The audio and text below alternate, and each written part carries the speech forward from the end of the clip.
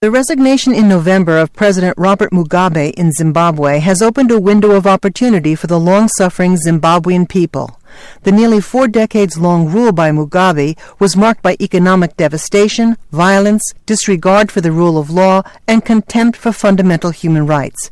In 2001, the United States began imposing targeted measures against the government of Zimbabwe, including financial sanctions against selected individuals and entities, a ban on transfers of defense items and services, and a suspension of non-humanitarian government-to-government assistance. Nevertheless, as U.S. Acting Principal Deputy Assistant Secretary of State for African Affairs Stephanie Sullivan noted recently in testimony before Congress, the United States has maintained a strong relationship with the Zimbabwean people. Since Zimbabwe's independence in 1980, the United States has provided significant development assistance in the areas of health, food security, education, and economic opportunity for Zimbabwe citizens, though none of the U.S. foreign assistance now involves direct funding to the government.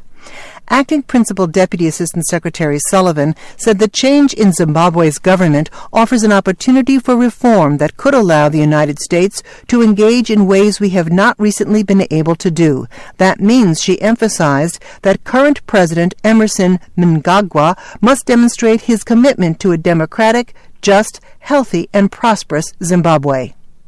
The U.S. policy for expanded engagement requires a focus on constitutional democracy, free and fair elections, respect for human rights and the rule of law, and an improved trade and investment climate.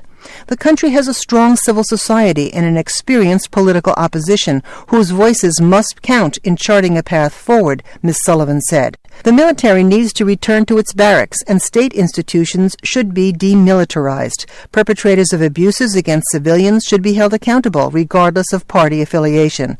And the government must engage in hard economic reform, including addressing budget deficits and reducing corruption.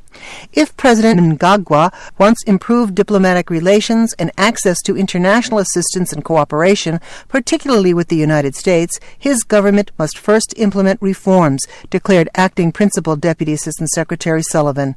The United States stands ready to help the government and the people of Zimbabwe to achieve these goals. Fundamentally, this will be about the people of Zimbabwe, she added. We want to support their aspirations for a country that can reach its full potential.